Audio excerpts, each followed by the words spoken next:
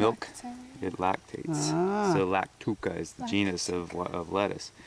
These are really good for you. You can throw, instead of iceberg lettuce, pretty common plant. Oh yeah? And there's like at least 3 different species. But know that you have the native lettuce, and it's edible. And it's actually really good. This is the Lactuca has got the bitters that they bred out like an iceberg lettuce. And it's what it does is it gets your bile flowing in your liver. It's like you should be eating salads before you eat dinner, and it's probably because of. Now, what does that plant look like on the ground? It's got a. We'll see if you can find one. You gotta look for it. But I'm just pointing these things out because you got them here. You got you know, and I just saw it. Wasn't new. Right here. Yep, there's one. That's your wild lettuce. Like a dandelion. Yeah, it looks like dent de lion, which means tooth of the lion in French. That's where they get that They from. also call it pissenlit, which is also a really, really powerful diuretic. Yes. Doctor and his signature is right there. This flowering head over here, right here. Yes. So that matches up with this guy here, because I was looking for the flowering head. So it's not a lantana. They both smell like that, you know, oil, I don't know what you call it, like just crush it and you know what that smell is, right? And if you smell lantana, it smells, yeah, something like that. Yeah, that's the one. When you drive over it, you smell it. It's very aromatic. Do you know what this shrub is here? No. This is one of our plums, one of our native plums. Really? So this is going to be a prunus, probably umbellata or angustifolia. They're very close related. Anyways, prunus. What's the heck's a Chickasaw plum? Would be one of the common names. And the thing that's noteworthy about this guy is not only can you eat the fruit, they like to be in full sun, by the way, for them to fruit. So here's kind of, again, kind of shady, but knowing that you got this here has great potential. One, you could plant it up, you know, potentially transplant things up. Yeah. One One of them sprawls and then has a rhizome, and then it kind of shoots back up. The other one is more solitary. This is probably the more solitary one, which I think is going to be the Chickasaw. Everywhere. So people make money on this one. Some people even sell this one. Do you know it, Olivia? I mean, I know it by look, but I don't know what it is. I've seen. You see it around, you recognize it because it's all over the place here. This is the one that gets the red berries, right? Yep. Well, half of them will because it's what's called dioecious. It's got male and female. Okay. So That's why. If it's a female flower, then it'll have a fruit. If it's a male flower, it'll pollinate that one. And but that is Ilex vomitaria. Oh, I've heard of this one. And that is was the most widely traded plant up in the Appalachian Mountains. And it's quite frequent even on the coast. It loves the coast from Louisiana all the way up to South Carolina, hugging the coast. It grows inland by me to some degree. But this is North America's only native caffeinated plant. Oh. So if you heard of yerba mate, that's the national drink of Argentina and Chile and such like that, Uruguay, and because of the caffeine, and so so this is the Native Americans would make a black drink with it. You roast it first? Yeah, just like tea. So like I dry leaves and then lightly toast it, and then if you could even put it in from there, if you got one of those little coffee grinders, go bzzz. Yeah. So dry it, lightly toast it, throw it in there, bzzz, and then make a tea with it. What's the flavor? You gotta do it. Wow. Is it the leaves? It tastes like yerba mate. Or both? Just the leaves. And they're and this is like like people talk about sustainably harvesting stuff. You're not gonna kill the bush. You just strip them off like that. We have so much of You it. got so much of it. Oh, and people even sell this. So it's the Yapon holly is one of the common names. Okay. And it sounds like a disgusting name, vomitaria, because when white man first saw Native Americans widely doing it, like they would take this, because it's the only caffeinated plant, and they would take it on the hunt or before going into war type of thing like that. It was a ceremonial black drink. They'd also mix it with other things. but they'd make it so thick like syrup Make you throw up. because they want to get jacked. Oh, right? wow. Yeah. Because they want to. It's like, I'm going to war. Give me some freaking coffee first, right? It's their Red give me Bull. some, yeah, it's their Red Bull.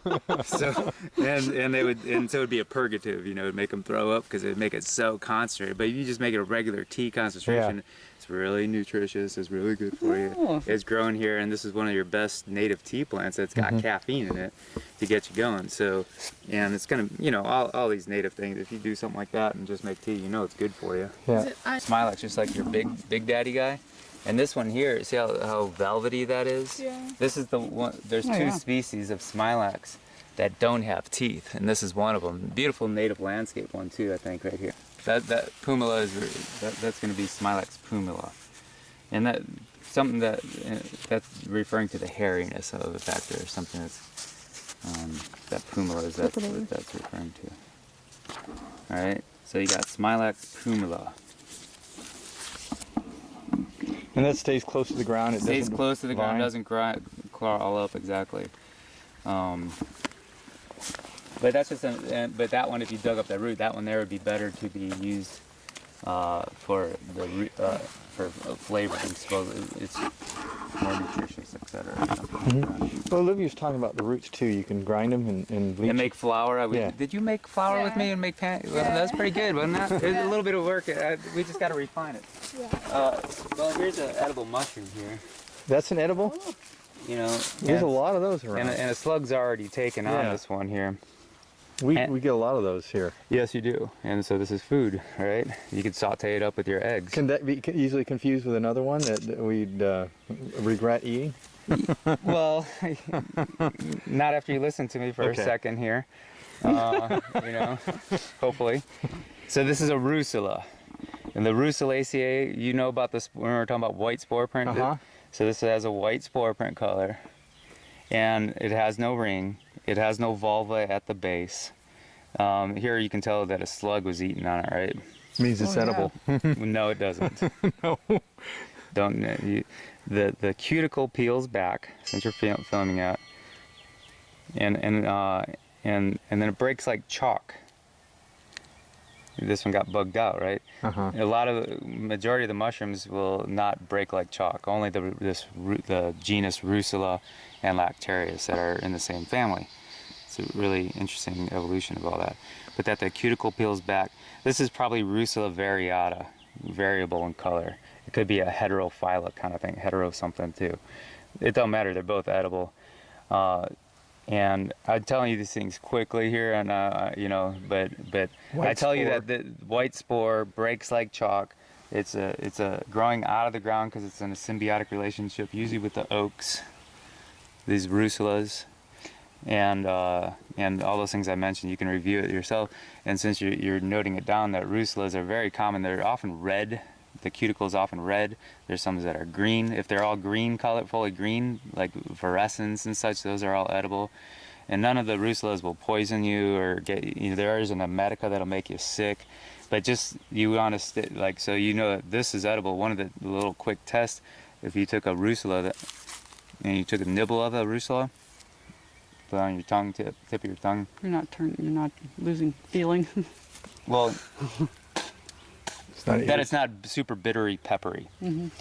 And that's denoting that this is an edible rusula. Okay, stupid question here from you. But hold on to that, you know, so that's, you know. When you're talking about white spores, yeah, it's which- not a stupid question. what are what are you talking about? So Just the underside? So, you know, as quickly as I can explain these kinds of things, normally the function of a mushroom is to produce its seeds or spores, right? Which are super microscopic. And so you take the stem, break it off, cut it off ideally, put this on a piece of white and black paper or a piece of glass, and the spores are going to drop, right? And they'll leave behind a distinct color. Sometimes they're purple, sometimes they're white, sometimes they're black, sometimes they're brown, sometimes they're a multitude of colors. And then if you put it on, if you had access to a microscope, you could tell their shape, if they got little dimples on them like a golf ball or not, etc. You know, and if you want to geek out that much, but they'll drop, especially when they're fresh. If they're old, then they may just go turn to mush and not really get, you know, it's Full not, of maggots. yeah, full of maggots and all that. But this guy here, like I said, will have a white spore print color, so it'll drop the spores on that piece of paper. And so if you have a piece of newspaper or a piece of printed paper with black and white, the white will show up on black very easily. That's why I say How black. long does it take for it to drop these spores? A few hours Oh, okay. on average, something like that. But you could just do it overnight or whatever. You know, cut the stem, you could put a glass over it so they're not blowing, so the wind's still. You can just put them on a, if you put it on a glass plate, you can kind of see the sheen of it too, you know. So you know, so that's one of the main keys. But just knowing that you have rucolas, and this is, like I say, probably variata or that heterophylla type, and both of which would be edible, and saute them up. You gotta beat the bugs. To focus on the pine needles. Now you can make tea with all the pine. You know, they're high in vitamin C, and people used to get scurvy back in the day. And you don't want to do a long boil because it kind of gets bitter. So, but if you had water boiling, turn it up, take it off the fire, and then throw it. Doesn't vitamin C also break down with heat? That's kind of confusing, but that's what they talk about. You know, with the pine needles being vitamin C rich in tea. So that's why, you know, that's why another reason not to do a long boil. Yeah. But yeah, like suppose if you cut you know, an orange and let it dry, you know, all the pasteurized stuff that they do, obviously it's going to break it down. So I believe you know, I haven't done it too much, but you can, all the pine family, you can make teas with all of them. You can eat the inner bark, the seeds, blah, blah, blah. I can go on and on about pines. But just that you can make a nice little tea of it and drink it if you want to try it, you know, so. Actually, here's another. Speaking of tea, this is even a more one of my faves right here. Do you know this one, Olivia? This looks like the same one that's on the edge of the Yeah, you'll have it at meadow the up edge there. of the field. Yep, very common. Like it's an early successional native shrub, and this one here for your tanning. This is one of the best for tanning, according to Jimmy and those guys. You know that because it's real high in tannins, right? But this here is the Spruce copalina, which is the winged sumac. Bruce Coppolino? Copalina. Not the kind that gives you a bad itch. No, I wouldn't be. It's not poison sumac.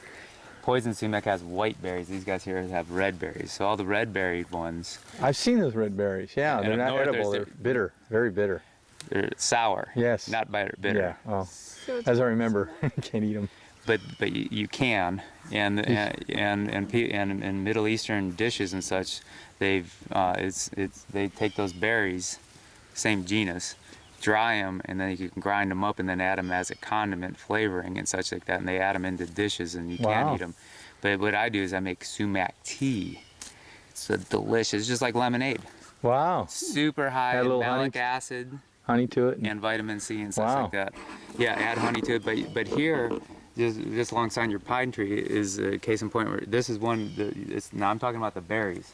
Uh-huh. And you take these seed heads that's full of, and it's really good for bird food too, right? But see the little fruit that would be on there. Uh-huh. They have all these little hairs and they're real sour, not bitter, but sour. But there is bitterness in it. And so if you ate it, you would kind of get both of them. But so you throw a whole bunch of these seed heads in water, in your water bottle, and just mix it up. And it makes a delicious, it's one of the most delicious sumac aids. Wow. It's like lemonade. And then you sweeten it up, but you don't boil it. You just put it in, Yeah. in room temperature. Wow. If you boiled it, like I thought, oh, sumac tea, and I boiled them initially, you know, and then it does taste kind of nasty. Uh-huh. And then learning, like, yes, you don't put it in boiling water. These you just put in fresh water. So you don't use the leaves on this one? No. Just the berries? Just the berries. Now goats and everything love eating the leaves and everything. These early successional kind of things coming in that no longer, this hasn't burned forever, so you got all these kind of weeds. Yeah, there was a road through here at one time. Yeah. And it's filling back in. Yeah.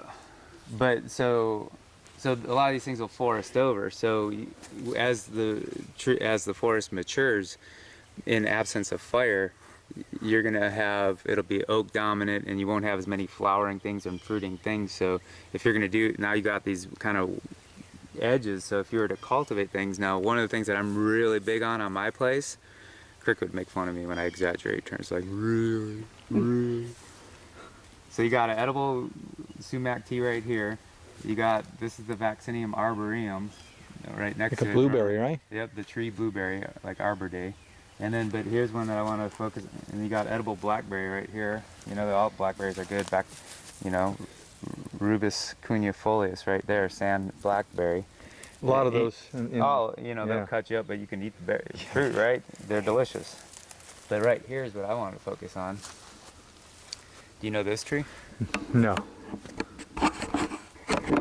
Another one that's great to use the leaves with the tea, but this is Diospirus. Like Dios, you know, Dios, God. In Espanol, Dios, so pair of the gods. Persimmon. That's a wild persimmon. This is a wild persimmon. Wow. And so the teas make you make an excellent tea with these leaves. It's really good. One of the best teas that you can have around here. So you can mix it with your Ilex vomitaria there, right? Uh-huh. You could mix it with your honeysuckle. Well, You know, the flowers. the honey- So you wow. could be making some really interesting meads or and teas, etc. here. Wow. But so it can be kind of confused, this Diospirus. And remember I was mentioning some plant families have female and male flowers. So this guy here is another one that's dioecious, so it either has either this is a male plant or a female plant, this native persimmon. But the cool thing about these guys is you can graft onto them the Asiatic persimmons. Oh, the And big it ones. doesn't matter what sex it is. Big fat ones. The big, yummy, fat ones Yeah. that are like so delicious. It is my favorite fruit. I'll have to buy some. You don't have to buy some. You got it right here. I mean The fruit. The fruit. And one fruit's going to cost you around $1 these days, especially if it's organic, right? So one tree can be full of them. There's a neighbor has a small tree. It's just loaded. They drop to the ground. He doesn't harvest them. Yeah. Now you can also use those seeds and make like coffee with them and such like that too. But just look into it. But just recognizing that you have the persimmon tree here is telling you can be another great food forestry Yeah. because it's obviously doing good. She wants black. Well, there you go. But so that's a Called great plant there. The grapes are gonna have a good harvest Yeah, this you're year. gonna have Look a at great that. amount of grapes. Oh yeah. So obviously, so you got persimmon here, right? That you can graft. I'm telling you that you got plum you could graft Yes. onto. You got sumac. You got, you got blueberries here. So Everywhere. growing within the pines, so you know you can Yeah. be doing blueberries growing along your, like I recommend along your pines there, Yeah. starting up there. And these guys here, this is again the sparkleberry, and it has that edible fruit. It's kind of, you can make more jams with it. It's got more of a, interesting that the fruits are ripe in the winter time. They're opposite to blueberries coming ripe here in late spring, right? So it's really good food for the birds and such too. But I like putting a whole bunch in my mouth and just Are they kind the of spin out. the little tiny ones? They're kind of tiny. They're I don't know, about the size of a pea. But they're kind of shelly and everything like that. But I pop a whole bunch in my mouth, and then kind of just right now I might be thirsty and it sweetens up the mouth some. But they're not like super succulent. They got a big seed in them, but they're still pretty good to munch on just when you're sneaking out in the field. Are they tart? Kind of tart, yeah, but kind of sweet. I don't know. This is over to the neighbors. There's this, Black relish and shells are most of them. Nice. but right now they probably wouldn't be growing. Yeah. There's some like turkey tail, some type of fungus. It's left over from last year. And normally this wood here grows a lot of fungus. Yeah. Oh, I see some right there. And you're right, this is looking like turkey tail right here. So, yeah, this is gonna be the... See, there's a false turkey tail. This one's old.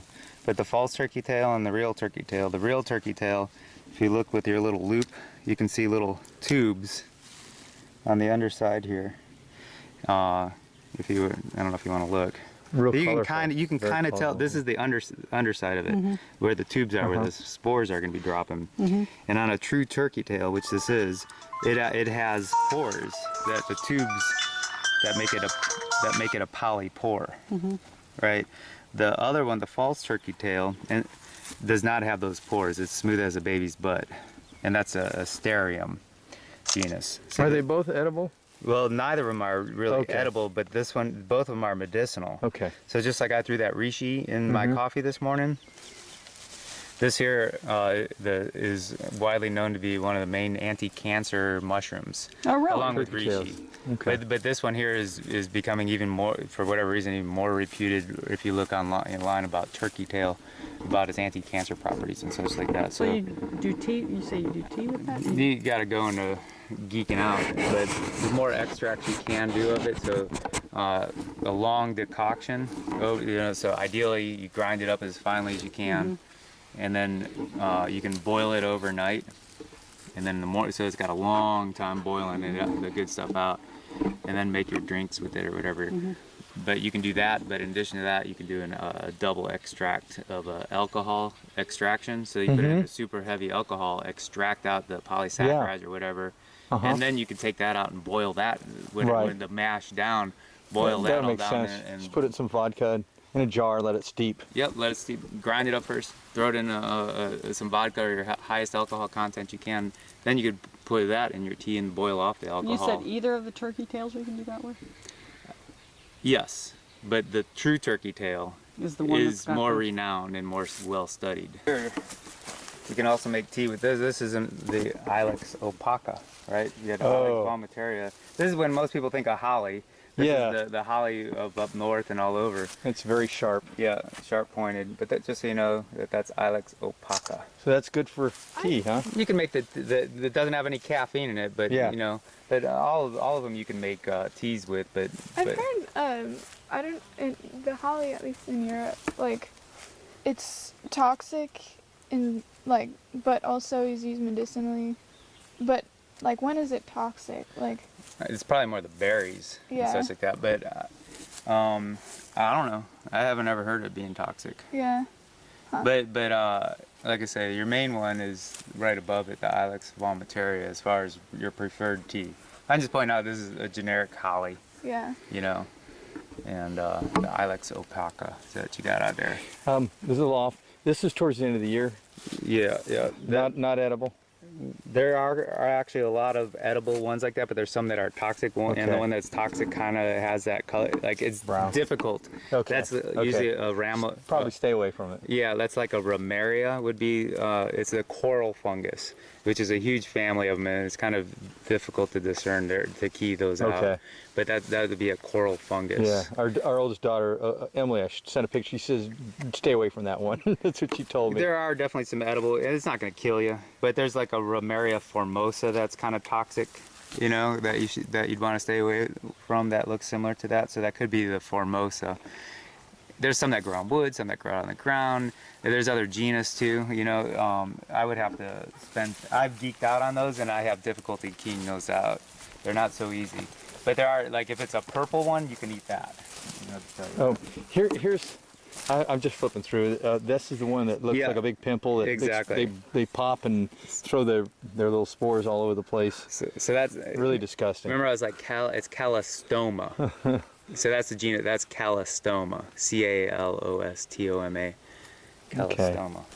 Okay. We've known that as reindeer moss. Is that correct? Yeah. And it grows along the coast as well. And it's not a moss, right? It's a lichen. Lichen. And it's a sign of healthy soil. Yep, healthy air too. But it's also so this is like a Cladonia genus, and you can eat these guys. Really? You know, boil. There's not a lot of it around, so I'd hate to harvest. Yeah, and see, they kind of need, you know, this like a scrub type of habitat. Here you got some partial sun, so you're not going to have them growing interiorly so much. So a lot of these things that you got a path here are maintaining certain diversity of plants compared to inland, right? But yeah, that's like a reindeer moss type of thing, or Cladonia. Just so you know, this is a native vine here. That's kind of a pain in the ass one for me. Yes. You know it, gelsemium, right? It's poisonous, toxic. This is the one with the yellow flowers? flowers. Yeah. Oh, those flowers. But the flowers so are beautiful. Pretty. It I chokes was out other using it plants. for making a basket. Yeah, too, I've made basket with it too. Maybe you could help me pull some up and we'll make some friggin' baskets on the Sounds place. great. But yeah, so that's a, you know, here the leaves again are opposite. So the reason why I want to point it out is because I just ate some smilax, right? the leaves on these guys are opposite from each other. It's a major thing to be keen on when you look at a plant. If the leaves are opposite or alternate going up the stem, see how they're opposite from each other? So the smilax that got the tendrils on it, like over here, are alternating going up the stem. So this one here is going to be like Smilax glauca because it's got the whitish underside of the leaf. But see, they got the two tendrils in one leaf going up, alternating going up the stem. All the different genus do. So the Smilax alternating, Gelsemium opposite with no tendrils, the little whiskers. And these you can stir fry. And these guys here, yeah, this is totally edible. This is totally toxic. So if you're taking shoot, you know, you're just being lazy and you're picking things, and you just wouldn't want to eat that in your mix, you know. But the jessamine never has thorns on it. Yeah, that too. But It's got that kind of like frosty brown vine stem. yeah, well, I mean, it's pretty evident. But if you're novice to it, you know, you just Yeah. wouldn't want to be overzealous and going tomato. Just point it out. But yeah, there's various distinctions. Do you recognize this guy right here? No. So that is another persimmon tree. So this is the kind of thing, instead of buying it, you remember I was talking about transplanting in the wintertime, you could mark it, it's on your path here that you're going to dig up. Just don't mow it over. Yeah. Or you could attempt to, yeah, you got it in path here if you flagged it. And then what you could do is potentially, you know, you want sunlight on these things. So you want firewood, you mark a tree like that that's on the path, and then you cut down some of the oaks around here, and you could leave the ilex, you know, and then, you know, get rid of your water oaks. And then leave something like that, you know, I'm just saying hypothetically. So this is a water oak right This here? is a water oak, yep. Okay. So this is the Quercus nigra. And the way you get to know that, well, yeah, Quercus nigra. Is that, here's a distinct leaf right here. This guy looks like a spatula. Uh-huh. So there's a spatulate leaf shape here. See like how that looks like a spatula? So that's the generic water oaks, Quercus nigra, which is redundant. Nigra kind of meaning like Water. Water, yeah. Water. Yeah, yeah. So spatula nigra, water oak, right?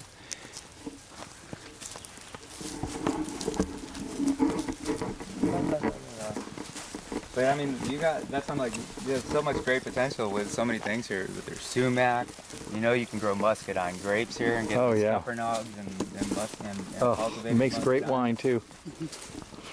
What's that? Oh, scuppernogs make a fantastic wine.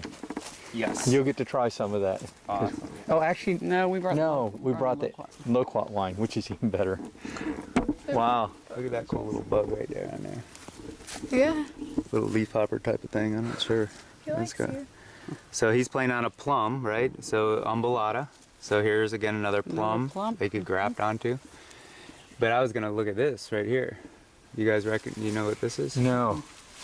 So look how hairy this is, which is awesome. Wisteria. No, this is a tree, and this is a Caria tomentosa because it's got tomentose hairs all over the place. You guys are very lucky because my hickories are primarily Caria glabra that don't have any. Their glabrous means without hairs. So this guy having all those hairs on it is likely to be Caria tomentosa. There's a Caria illinoisensis. Have you ever heard of that? You never heard of pecan? Yeah, pecan, yeah. So Caria is the hickory. And this here is one of the yummy hickories. The glabra and the Caria aquatica, for example, these other Carias, are really bitter and have a really hard meat shell and are hard to get into and just not a good meat. But this tomentosa here that I'm jealous that you guys have this and I don't, is one that comes on, it's like later on successionally, you know, but if you get the nut of this guy with the tomentose hairs, feel how soft and fuzzy that is as it's coming up, the Caria, that has an excellent nut meat to eat. And one of my favorite ways to eat that is to just get a hammer on and just pound it on some, like I got the railroad tie things that I like to put the nuts in and break them open. And you don't even necessarily have to pick the meats out. You just make a nut milk. So you can just be lazy, get a whole bunch of the nuts when you see them, and make the best hickory nut milk out of it. And then you can pick whatever meat you feel like eating. The meat, it's obviously delicious. So you got this Carya, C-A-R-Y-A, tomentosa. So if you got a young one here, you're going to have some That's how I'm mature ones looking. around here. So, or in time you will. So are the mature leaves going to look different from that, or Well, these are just opening up. So this is one leaf, right, with another odd pinnate compound leaf. So it'll have whatever 9 leaflets per leaf. But fuzzy, fuzzy, fuzzy. Right? So hickory, and a good hickory at that.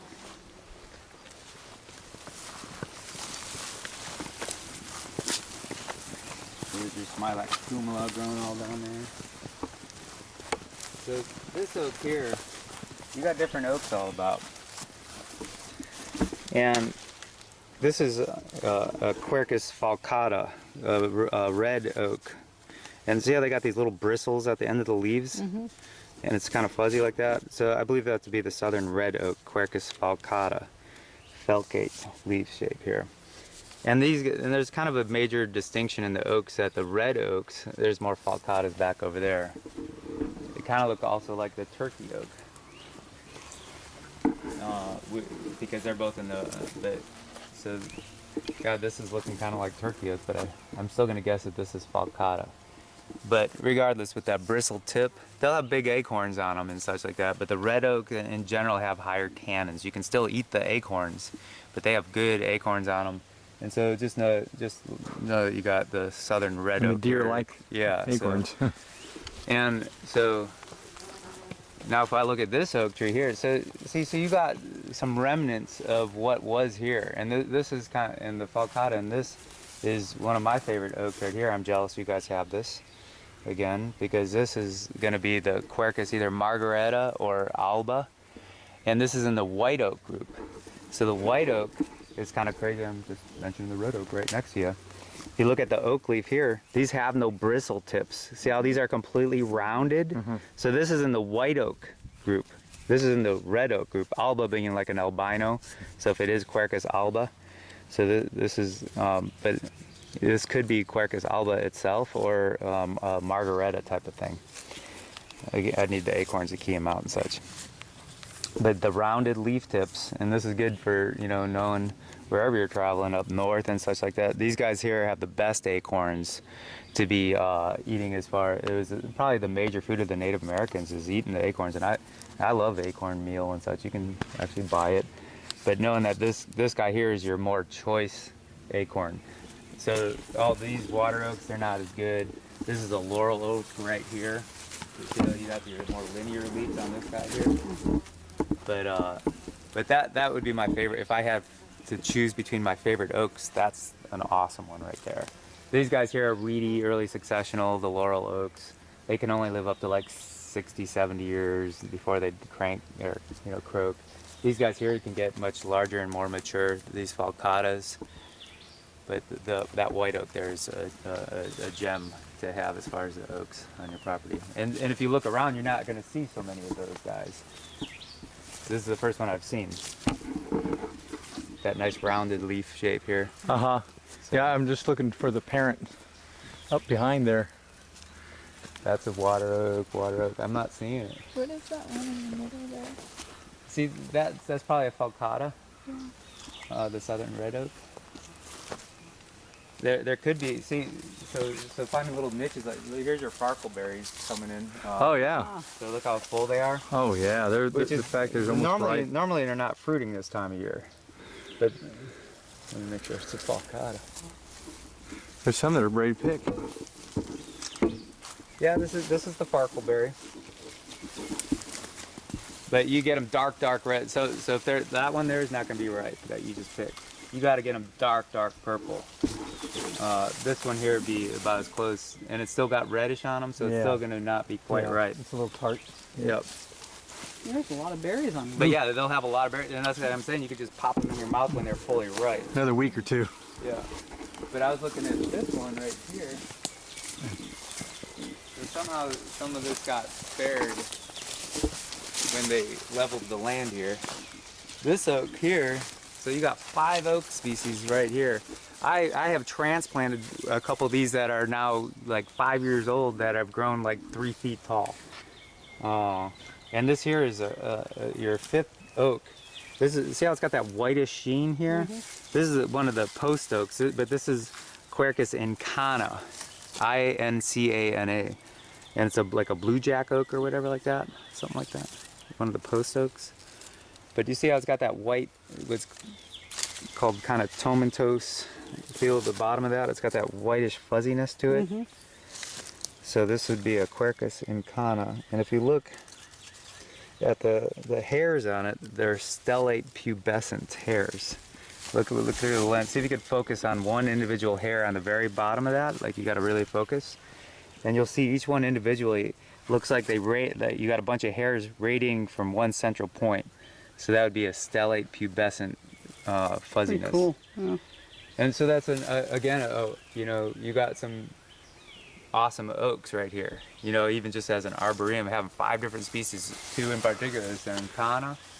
So again, if I were here, I would be like, hey, this is a really interesting little area with having the white oak right here, and that incana, and the alba.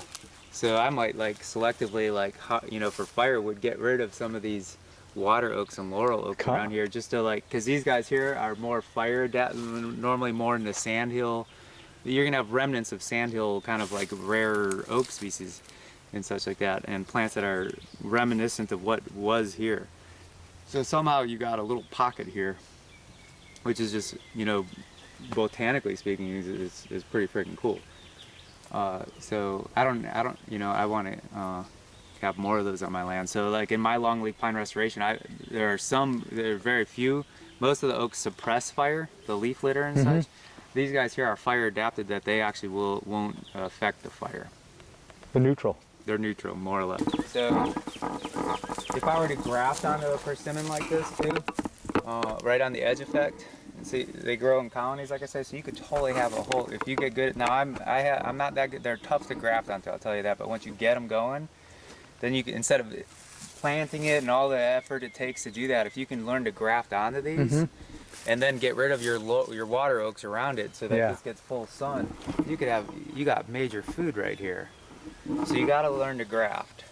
And so if I were to graft onto this, I'd want to graft onto this younger wood like this, and not this older wood, right? And so if I were to graft onto this one, you can't do it this time of year. It's too late.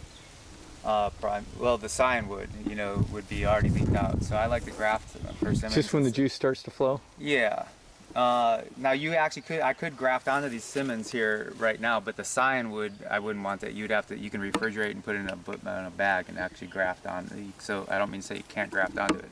You can totally graft onto it now, but you have to, since you guys got refrigerators, you find a place that has the good oriental persimmons, you grab that wood and then graft on these now. But you have to kind of hibernate that wood, you know, put it in a refrigerator, and then you could graft onto it. But I usually don't have that ability, so I just like to graft on February or March before either of them leaf out, and then they'll open up. With that side veneer, that graft that I did on the chamber, right? But so on the older tree here, I would cut this all the way off down to this living good branch, and then graft onto an area like this down here. So you got persimmon, persimmon, persimmon, you know. We rarely find the fruit on the persimmon. And again, they grow by a colony, so when the fruit, say raccoon ate a persimmon and shat it out in its scat, it starts with an S and it ends with a T. Yeah. Comes out of you, comes out of me. A little Doug Elliott for you there. They're dioecious. So if it shat out a male tree, it will this whole colony of persimmons will never have any fruit. So you got 50-50 chance right there, right? And then also, trees don't fruit so much if they're underneath canopy. So you got to kind of open it up to get them to fruit. So if you're gonna, you know, again, that concept that I'm trying to push is this edge farming. You already got a path here. Instead of going interior into a forest, work out on these on the edge that you can walk by and then eat the fruit as you walk down. And then you'd want to kind of get rid of some of your, you know, just clear out around some of the, again, your really common water oaks. Use that for firewood and whatever. When you're grafting, like if it's a male tree and you graft on a female tree, like I don't think it matters. Doesn't matter. Yeah. So you could technically have a tree with male and female if you're Yes. grafting. So Water oaks, they make good mushroom. yeah, good, they do. Good. Good That's- shiitake logs. That's what we be sure to use. Yeah. Yep, shiitakes, pretty much all the oaks. But see, like the water oaks and the laurel oaks are like a softer hardwood. They're compared to a live oak or that Quercus margaretta or alba, and the falcata, which are a harder oak. So that means that the mushroom mycelia will digest it quicker. Oh, well, last and so they couple won't years. last as long, but Yeah. you'll get more mushrooms quicker. Oh. So I think you'll just get the keep 'em same going. amount. You'll get the same amount of mushrooms, but one will last longer than the other. What are all I- these little white? Bells. Don't you like Farkland? Is that the They're Farkleberry. called farkleberries? Farkleberry. Huh. Farkleberry. Why are they in such different? I mean, those were almost. That's why I said that's atypical. This is normal. That is atypical. This is the norm. They start flying, you know, and and it takes longer for them to mature. And they're normally Man, mature in the there's a winter ton time. of flowers. Oh yeah, and you'll get a ton of fruit. And like I say, you know, even though they would make excellent wines and such. if you can get to them first. Yeah. Yeah, birds. Speaking of. And the fox. You know, when the berries are in season, you see the Yeah. scat from the Yep. fox. So this is all excellent wildlife food here, you know. You see And it? look how tall you got some in there. There's one that I see up 25 feet right there. Look at all the flowers. And the wood itself, you see how tall that one Oh is? yeah. And they it's way up there, the white flowers. So you got all the bees, the pollinators, Yep. you know, that you'd have. You should get bees out here, try it. You know, try to get some bees going. You'd have some really good honey. Oh, All and those flowers. up the trail a little bit, we got into the sand and pea gravel. Yes. So Well- you're definitely seeing the difference in the soils, and that might be indicative of why we're getting the alba. The berries love the sandy soil. Yep. A lot of our berries grow here. Which is awesome to have different soil types like that. I know. You that- We lucked out. We did. Certainly did. What is this? I've been seeing these around. That's from space. Little space Yeah, creatures. space alien. That is funkadelic. Yeah. Probably some kind of funky gall, an insect that. It's like not attached though. Cause Yeah, that mutation. is weird. Is there? You might find an egg inside there.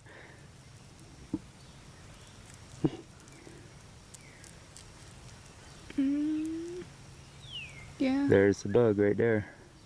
Yeah, it's crazy though. Yeah, it is. Like, So there's different kinds of galls, and depending on the types of insects, and sometimes there's fungus that make galls. It still could be a space alien.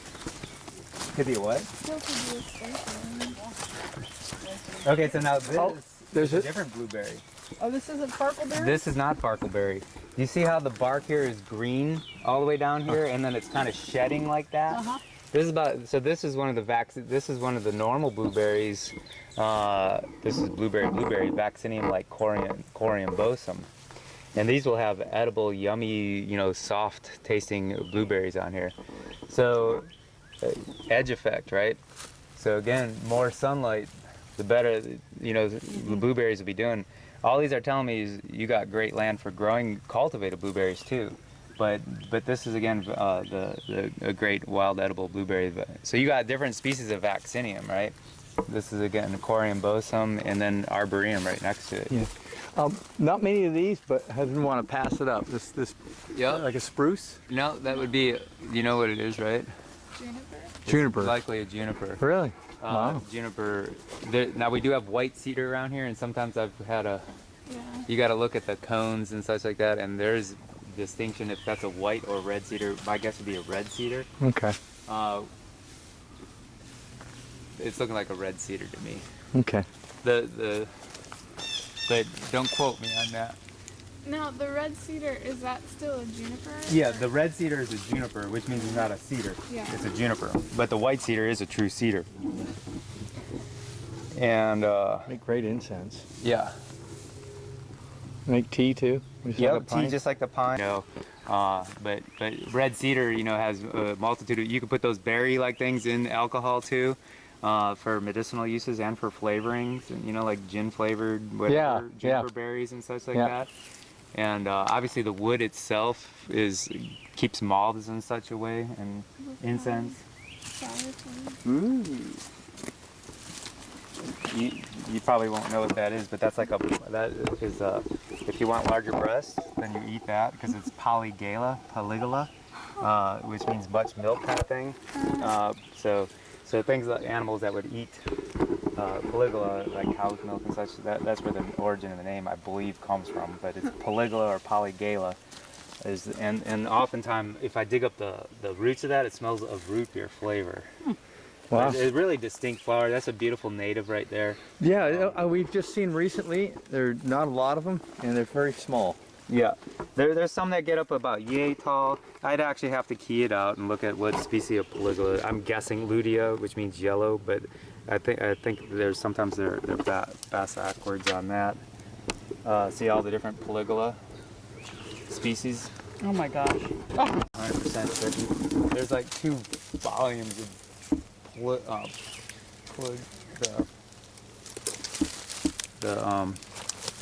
Like a shelf fungus. yeah, but it is a phalinus. The phalinus have this yellow-orange context, so that's the genus. Would be a phalinus, Phelinus. So It's probably a medicinal only. I know little of it, and I've read Okay. little of it, so I'm kind of. Yeah, it's used for dyeing, Oh, not Staining. not to Yeah. not to dye, but to dye clothes. yeah. To stain things. Yes. So and there's actually Arlene Bissett, and so people have been kind of commenting. You know, there's a book on the colors of the rainbow, of something like that. Is the name of her book. This grows around here. Yep.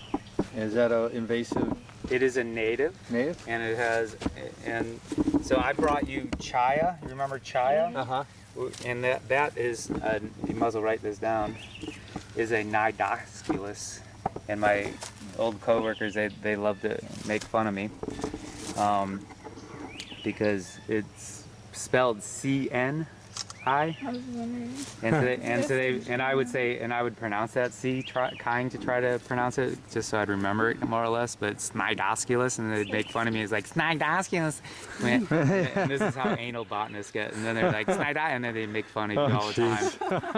But because the C is silent in Latin, Yeah. so it's Nidosculus, Yeah. stimulating stimulosis. So this is Nidosculus stimulosis. This is spurge nettle.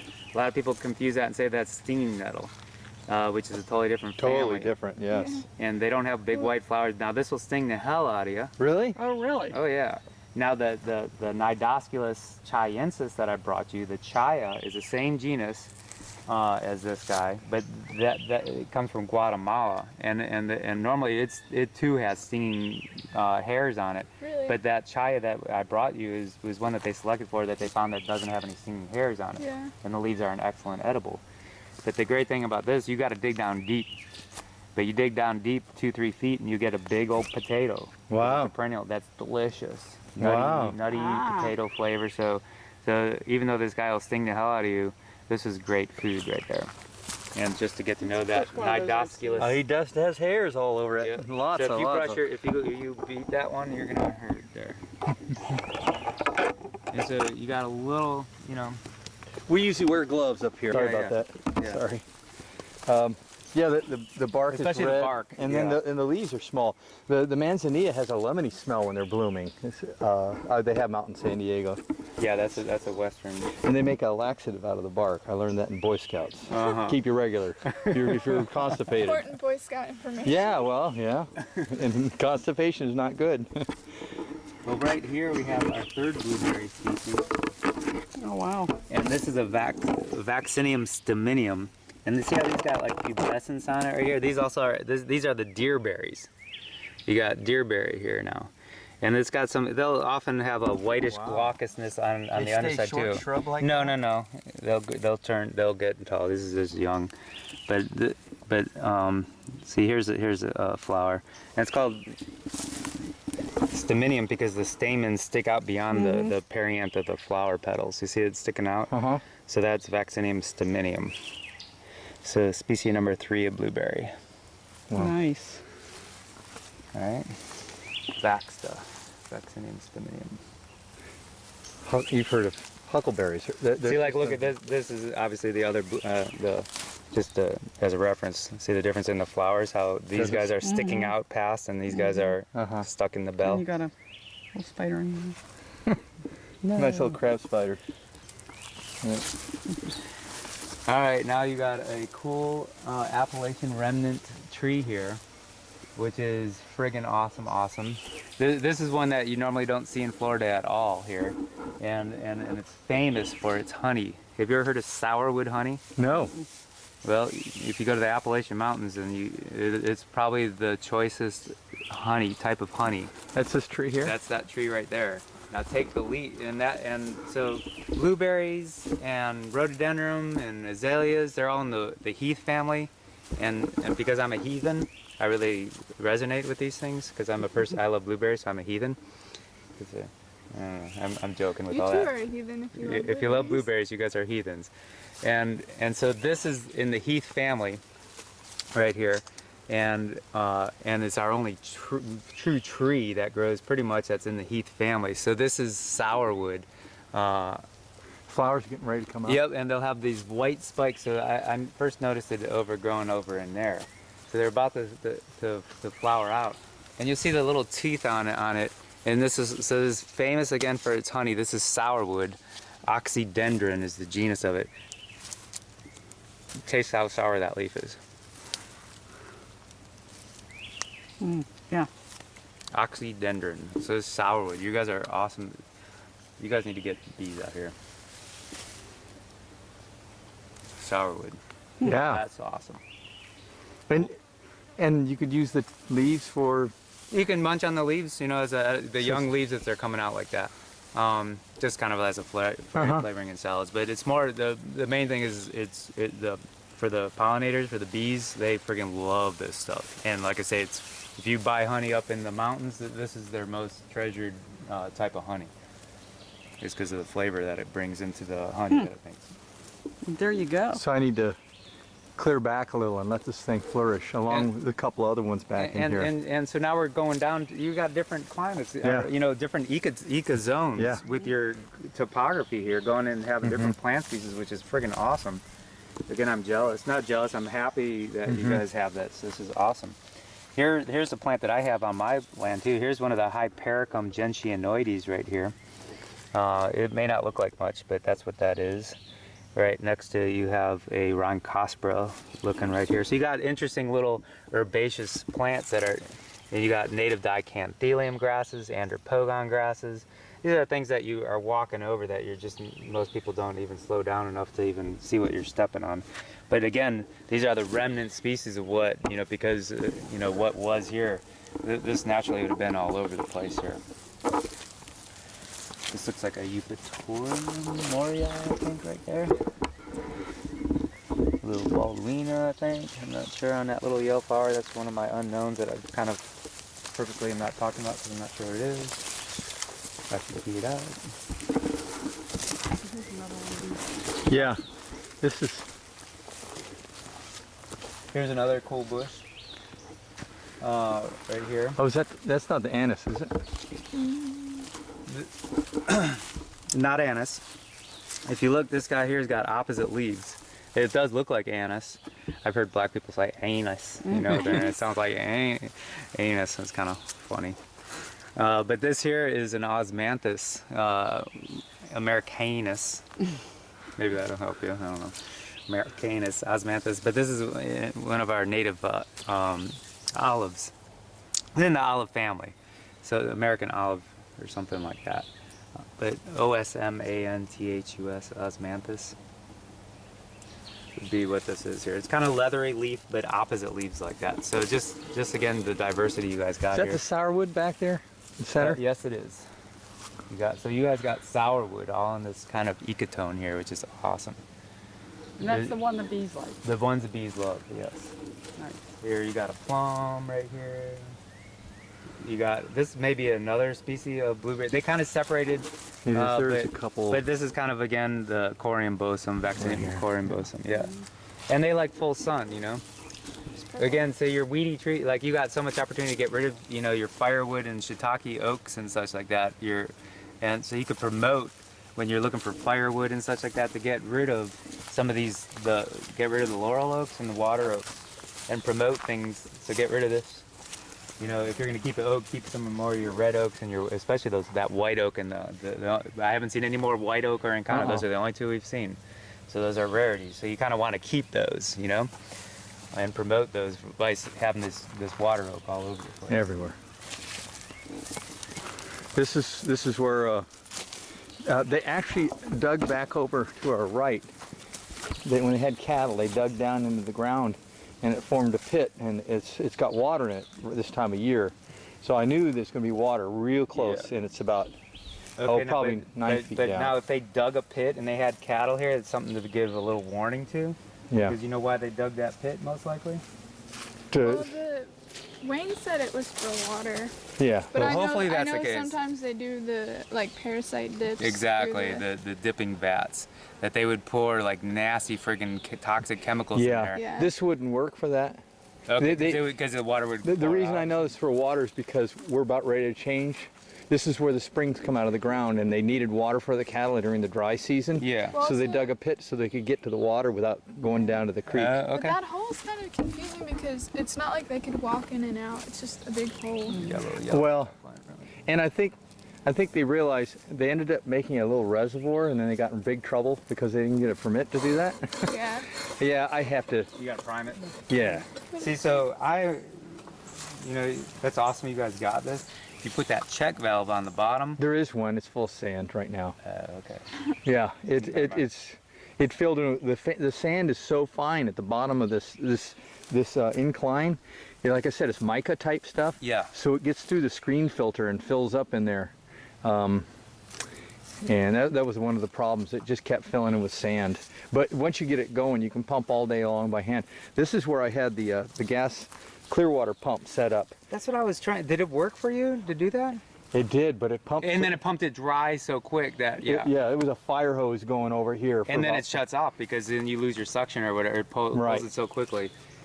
Because I tried that on my pump too. Too My water much was- overkill. Yep, it's overkill. Can't keep up. This solar pump would work great. So, just to point out, you got a cool euphorbia right here. This is a little milk. See how that milks? Uh-huh. Not edible, but just kind of another remnant of it being. You aren't going to find it in the forested area. Just that sunny location. You got a cool euphorbia right there. You got you'll have some interesting plants that again grow out in the sunlight that we're not going to find in cherry just because of this path. And you know what this is, right? Not exactly. You should just A get nut? to see these. It's a nut tree? I'll show you one little trick then, because it's in the Ebonaceae family. Everybody knows it's in the Ebonaceae family. Is that the black or the one of the wild cherry? No. I don't mean to kill the tree, but if you look, you see how it's got that yellow? It's starting to turn yellow? Yes. So that's the only tree that really does that, and that's in the Ebonaceae, or at least around here. One of my botany friends taught me that. So you see that, makes that a persimmon. Ah, Wow, tall one. yeah, no kidding. Again, so, and they can get really large, right? They used to use the wood's really good hardwood. They used to use them for golf club heads and such like that because it's a hardwood. Wow, yeah, no kidding. Tool handles and such like that. But so again, this would be too tall to graft onto unless I bent this way over and tried to graft up there. But again, as far as a food plant, this could be male. You got this opportunity. And so here's another thing I was doing. You chop this, it won't kill it, and then you'll get all this growth coming up. Like I say, you chopped it right there, and then all the growth will go into this branch right here. Then you graft onto that next year. Nice, nice. And there's a lot of water down there, Yeah. just below the surface. So this might be 10 years old, 15 years old of growth. So you graft onto it, and then you're saving yourself 15. You know, if you can get it to take on the graft, Yeah. you got a lot of potential. Wow, that's an idea. All right. Yep. I don't know if I mentioned I like persimmons. I had one when I was little. I thought it tasted like a sweet tomato. I didn't like tomatoes back then. I do now. It's like beets. Now I know you guys have this one right here.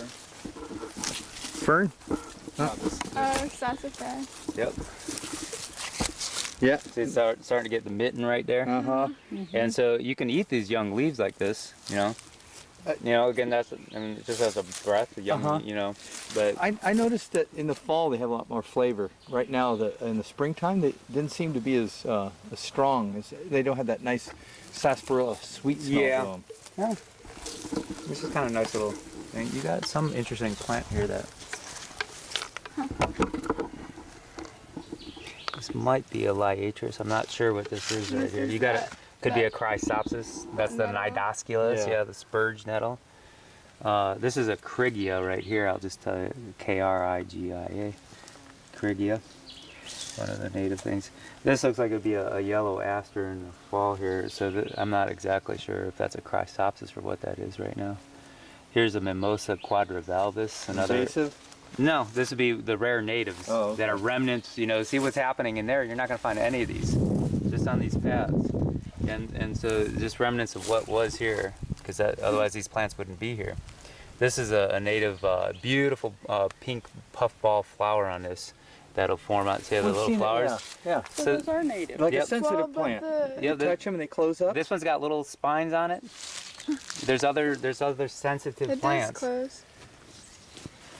I'm not sure if these guys. Oh yeah, close. they are. Yeah. They're closing. Yeah. Yeah. So this is one of our, like I said, Mimosa quadrivalvus. Beautiful flowers on that thing. Excuse me. So yeah, cool having sassafras. Sassafras like persimmons grow with the rhizomes underground. So usually when you see one, there's probably an underground little colony here.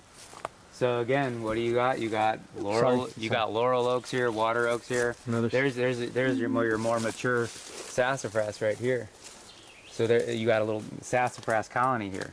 Again, you can promote growth of having like your sassafras. I'm cutting this out. And cut out the start with your water oaks and laurel oaks is what I recommend. You know, down here, and then you can have promote your these guys to grow out more. Otherwise, they'd get shaded out and competed out.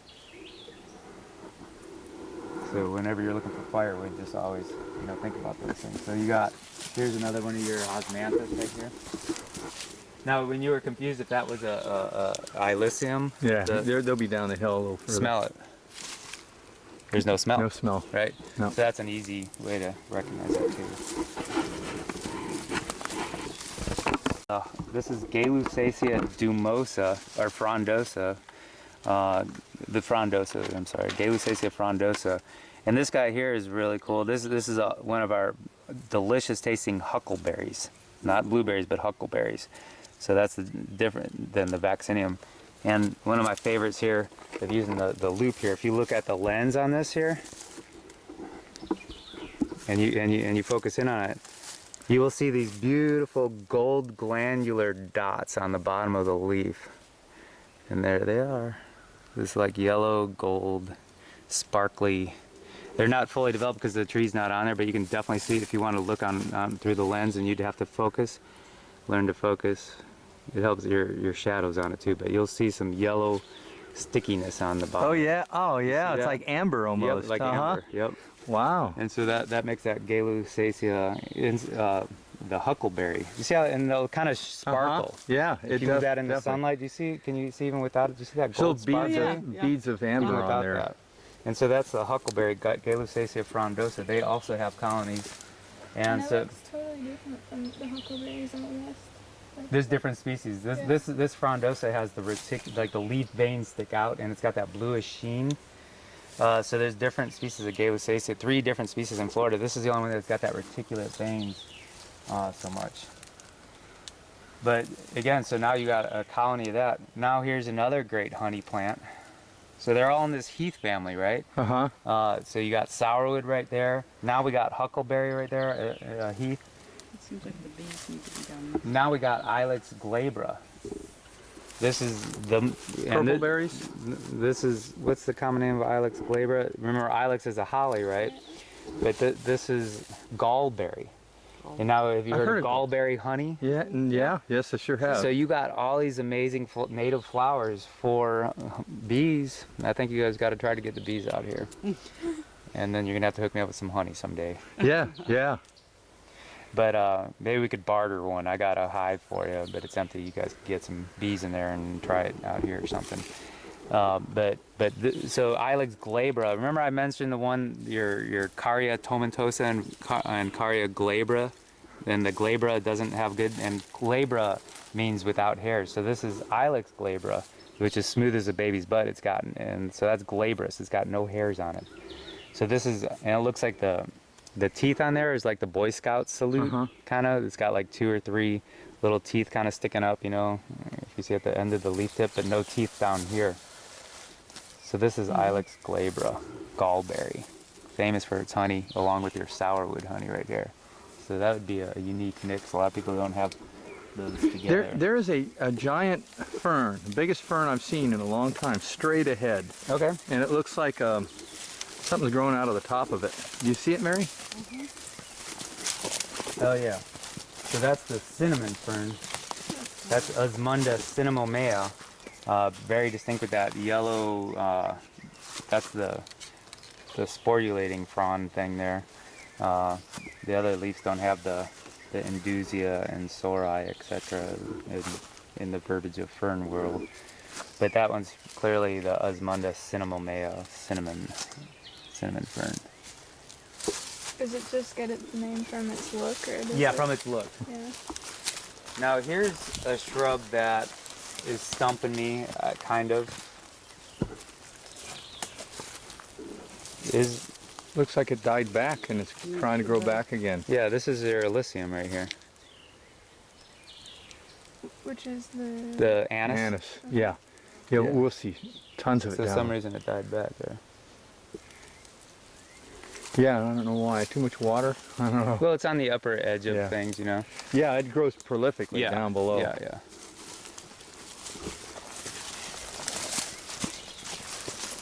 Yeah, there it is again. Yeah, this is where things open up. Kind of. Yeah. Took a while to cut Yeah, through. so now we just jumped into another habitat totally here, right? And you feel the temperature drop? Oh yeah.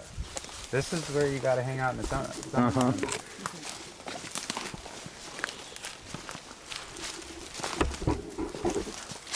So these are some different species of smilax in here too, like this, Smilax fastigiula. Just smile.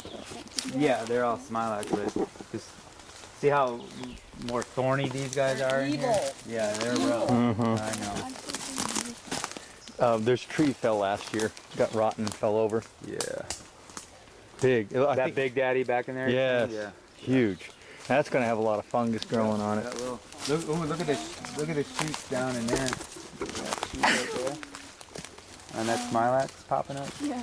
And you guys got really good smilax shoots here. Yeah. Big Daddy. This is beautiful in here. Oh, do you see what tree you got there? Yes. You know what that is? It's a... Tulip poplar. Yeah, you got Uh-huh. tulip poplar. Yeah, they're Yeah, prolific. there's actually some giant ones on the other side of the creek. Huge. Those Huge. are the ones with full flower? Yeah. Oh, I love Yeah, the They're in green the flower with magnolia orange. family. Kind of a yellowish orange on them. But you may recall, have you been to Firefly and such like that? Yeah. No, I mean, I've been to Florida Erskills and Ross. Yeah. This is the best tree for making, the bark is used for the bark baskets. The best tree for bark. Doug Elliott's favorite tree for bark baskets, and mine too.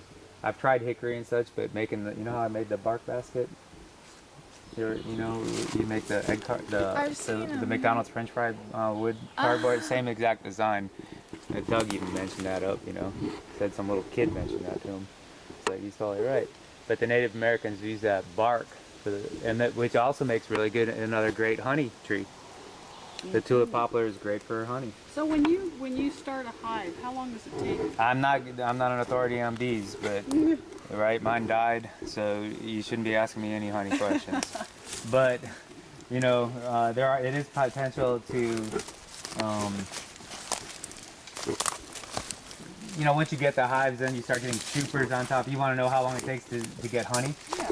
Well, you got to make sure that the bees are healthy enough to have their own food and brood and such like that. And once that is like your bottom box is filled with honey and bees and they're all doing really good and they get packed out, then you put a super on top of that, which excludes the queen from going up and laying eggs. and but the bees hide all the honey in there. And so once that happens, you know, that's when you start collecting all the honey. And that could be, if you have a ton of flowers like you guys obviously would have here, a lot, because of all these great flowers that you have, you could potentially in 1 year, you know, get ample honey, you know.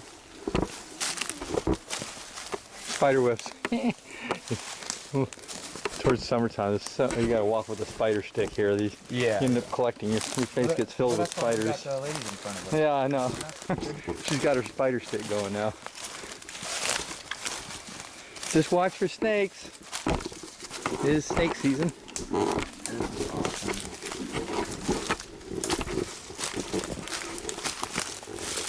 Tulip poppers. And when I finally identified that online, they were saying that it's like a threatened species in Florida or something. Yeah. There's so much of it here. Like, Well, there's 2 species in it, yeah. So this is because it's a rare ecosystem. They have a spring seep.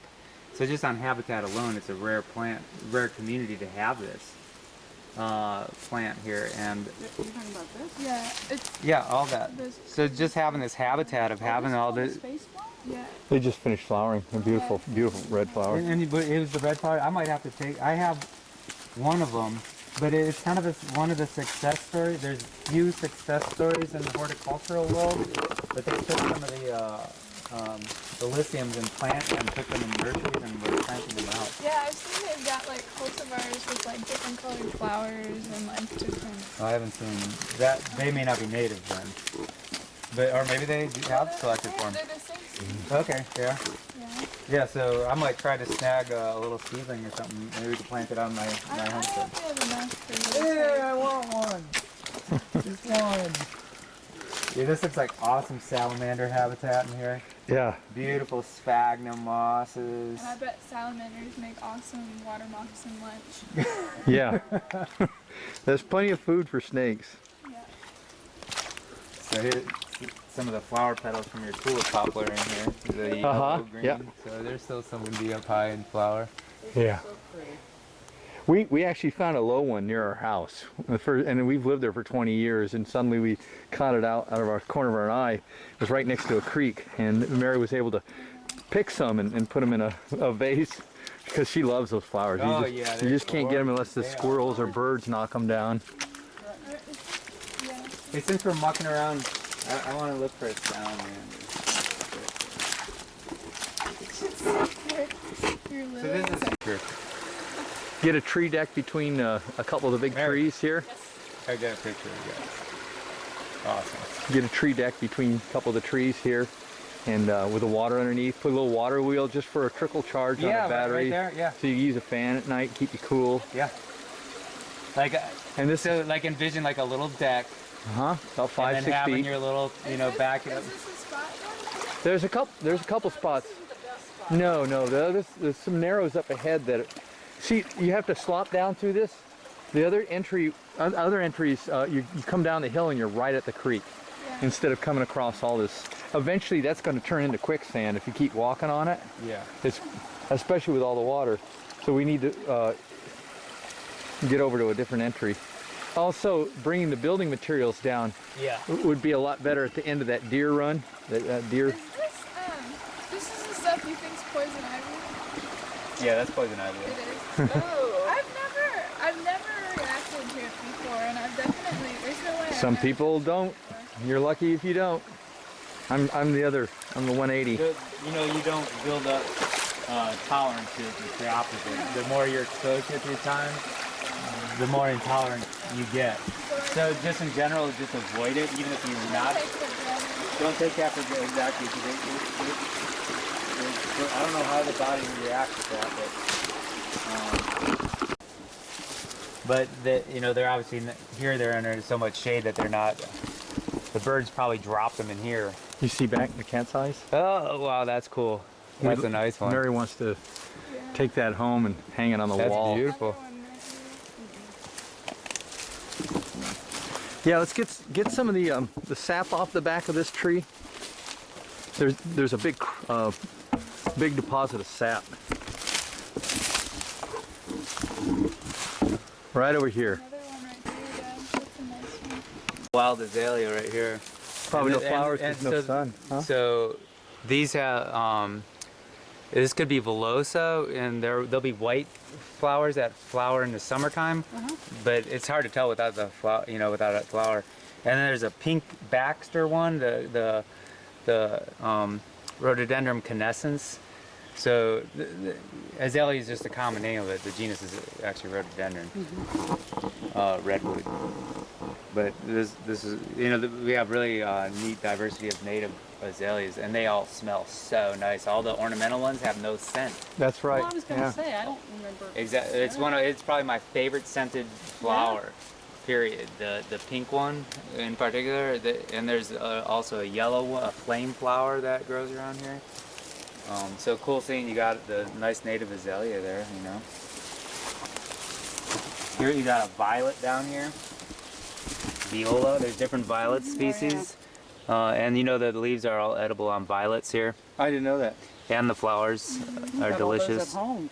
Yep. All the violets at home. We'll grind under that. Under the orange tree. So you can eat they're really the mucilage is really good for your stomach. If you drink too much coffee or something like that. Mucilage, that's a term I haven't heard in years. Yeah, it's a glue. They used to sell a bottle with a little rubber slit in the top. They used to use it for sealing envelopes or paper. And they would call it mucilage. Mucilage, yeah. Yeah, when I was a kid, they still had it. Gooey, sticky. Yeah, it's clear stationery people in printing and stationery and all that used it as paper glue. You should Just like the show carpine. him the bulbs you planted. And Oh, we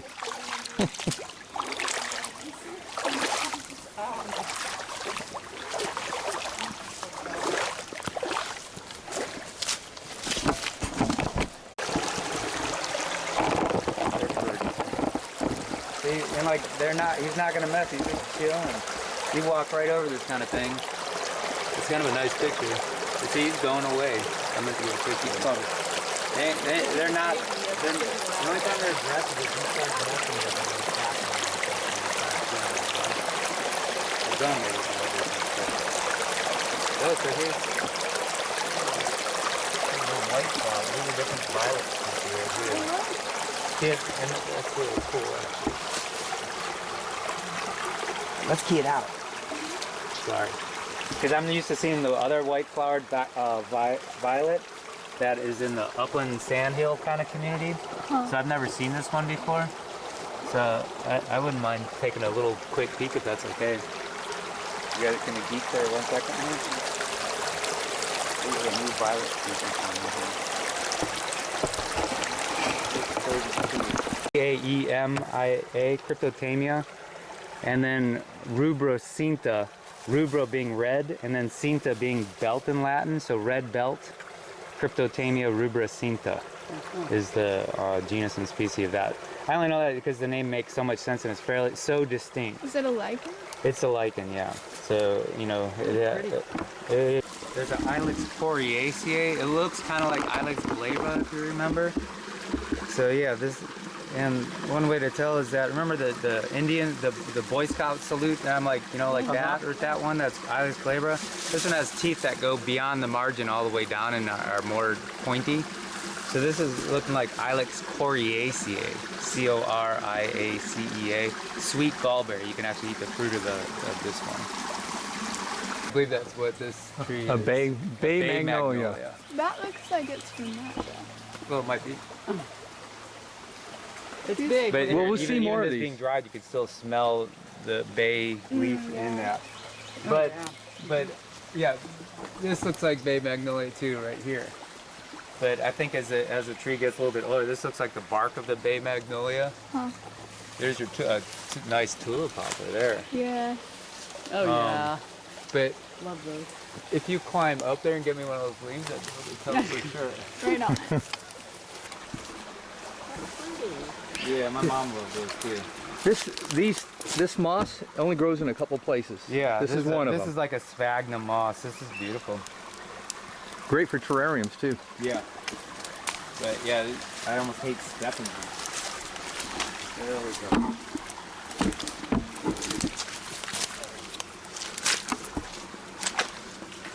True grass. So here's a carex sedge. That's the thing, is there's so much diversity of all these little things you don't recognize, but this is an Eleocharis. And so that's a rush, an Eleocharis right there. That's pretty. And Is it with an I or an E? E-L-E-O, Eleocharis. And see, there's the little seed heads on there of the Eleocharis. There's different species of Eleocharis in here. Looks like a Muhlenbergia capillaris grass right there, this little guy. These are just the things to grow, appreciate. Like Bob would be keying out this species of carex right here. See that carex? There's really great diversity of carex. Maybe I'll take one and we'll try to key it out in Bob's honor. You passed away recently? Yeah, a couple years ago now. He was like a Henry David Thoreau ×5. All his knowledge. The most beautiful. Oh my God. Yeah. That is huge. Oh yeah. One of the biggest in the area. Yeah. Hey, is that your largest on the land? It's the biggest Could be. one I've seen. Yeah, could But be. there's so many There's trees another like one down over here that's pretty big, but I think that tops them all. Let's get a measurement on that diameter there. I wish I would have brought a tape. These I think wash down the hill. Oh, nice. I think they're domestic. No, this is a native, this is a Peltandra. And there's actually one that's a threatened species. The main generic one is Peltandra virginica. But this is definitely the native Peltandra. They like the marsh here. Let's see if we can just out of fun, because this is the first one we've seen. That's the only one in our land. When they're mature. Red, green, or brown. Yeah. So So either it's They're red, maturing pretty soon. and if it's red, it's white arum, spoonflower, swamps and marshes, and that's only occasional in northern counties, south to central peninsula, which I'm kind of feeling that could be the case. Vice virginica, which is the more common one, which is one I have, and that's green arum, swamps and wet hammocks, and that one's common nearly throughout. So this is kind of looking like the sagittafolia, but so the easy way would be to find out if the fruit is red, then it's sagittafolia. And these are definitely, this is like a sagittate leaf shape, which is like arrowhead shape, that's sagittafolia. And I, what I'm thinking about this plant here that's kind of stumping me, I think this is a eupatorium, which is like a Joe Pye weed kind of thing. So this would be a eupatorium, but there's different species of eupatorium for sure. All right, so you get a picture there. Reach as much as you can. We have a metric there. Yeah. Okay. So then you can measure Yeah. Hold on, I'm gonna get a photograph. and get the overlap. Right. But hugging. there's like champion trees of Florida, and this could be like a champion tulip poplar of Florida. I'm just curious. It's huge. You could have a champion. It's friggin', you could have a Florida State champion tulip poplar. Got it. Yeah. Yeah, there's a spring comes right out right there. And I think this is eventually where the water, Yeah, it runs Flows. into the- we saw that. There's a big drop down there, like for Florida. It's a really Yeah, big this is a drop. huge drop. So that's the spring head right there, basically. Yeah. What kind of agriculture are they doing up there? I'm not sure. It's probably soybean or cotton Cotton is or toxic. peanuts. Yep, I know cotton's been pretty bad here. They, Dang, you guys got like a little waterfall. Yeah. oh, it drops Well, big it's time. not- it looks steeper than it actually is if you walk down there, but it's still pretty impressive. They're The my cactus flowers. my mom's It's got an here. invasive species, and I'm going to pick them. Yeah. These are beautiful. Somebody better enjoy it. Yeah. See the, Oh yeah, are those mayflies? No, They're they're, neat. they're Wow. like emerald. They're actually damselflies. Yes, yes. And that's behind that tall azalea that they're on. He's on an azalea bush there. My mom said you want them up in Ohio. You want 'em. Yeah, there's some ornamental ones of it. vines, climbing, prolific. Hearts of Boston is the common name of that one. Yep, that's the fall. See how that looks very similar, but this has got no tube layers, so that's the sterium right there. So that's false turkey tail, Sterium austraea. And these little guys here, there's is it Panalis styptica? There's one that glows in the dark that looks similar to this guy right here. We haven't come down here at night. No. I'd love to Yeah, check it out sometime. I'll take a couple of these and I'll see if I can get a proper name on it for you. The Splenium platyneuron. You see the spores on it, huh? Yeah, on the underside. See how they're elongate, linear? Yeah.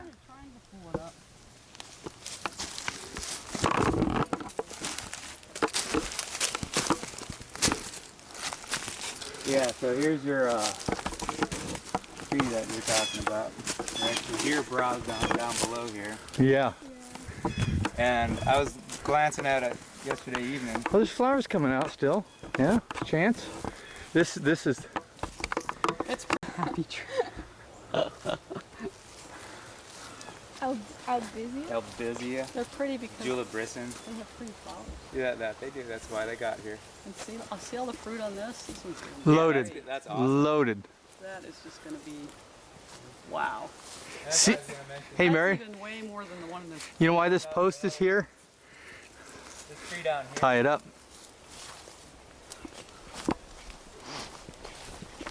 This is Devil's Walking Stick. But this is the common name of this guy. Xanthoxylum clava Hercules. Clava Hercules.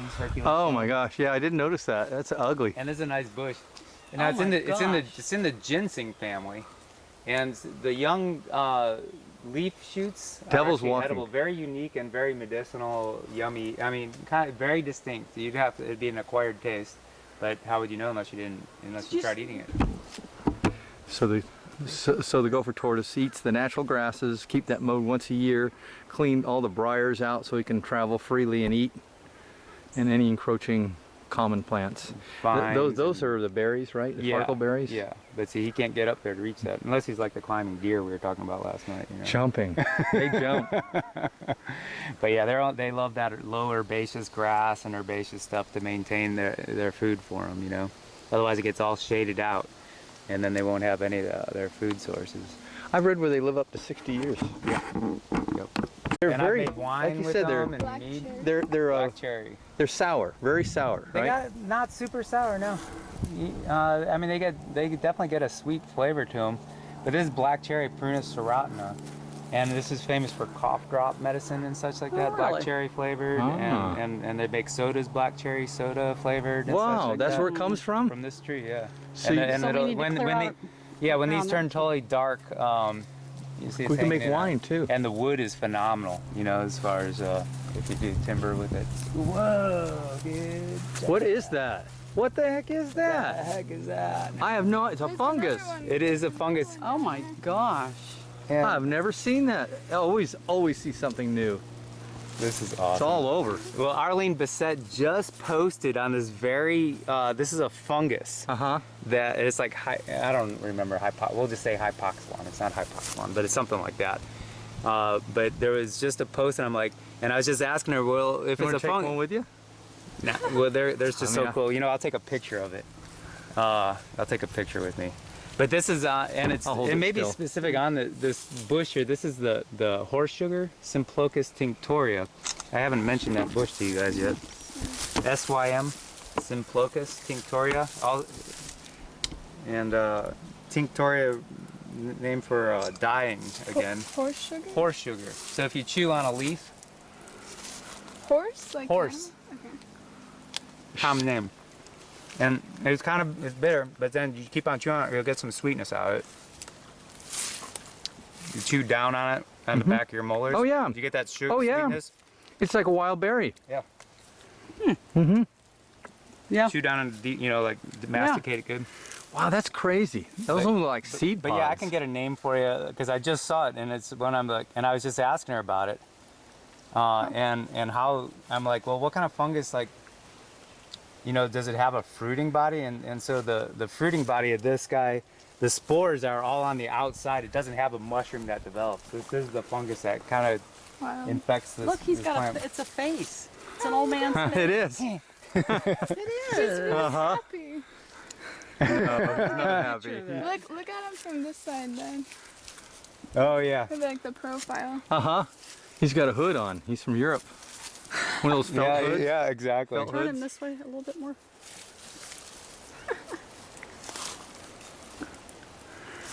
Well, But yeah, you're so welcome. so you got horse sugar, you got black cherry right there.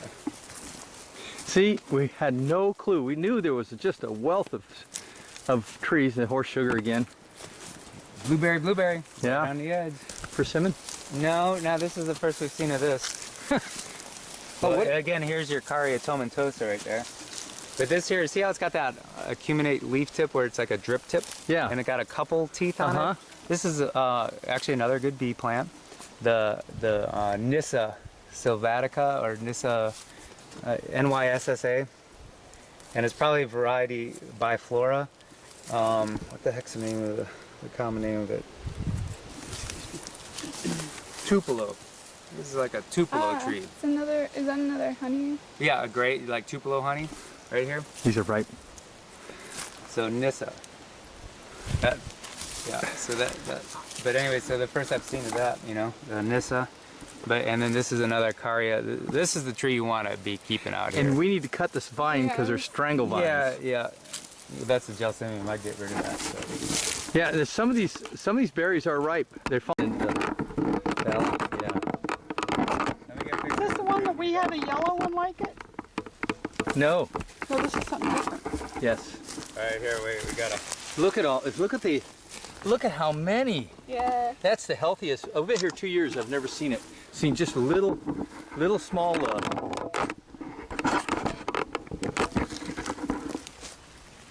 Wow. A trip down the stem. Here, let me get out of your side. Oh, It's all one plant. Yep, that's all one plant. Wow. Isn't that beautiful? So that's a Uh-huh. good nitrogen fixing plant. Nice native, beautiful Yeah, flowers. there's not a lot of it. Should say that's a Kogan grass. Likely. If you look, it's an Imperita cylindrica or something like that. But Kogan grass is like one of the worst grasses to get and to get a handle on. And it grows and it blows in the wind. The seeds, it'll have a big poofy seed head on it.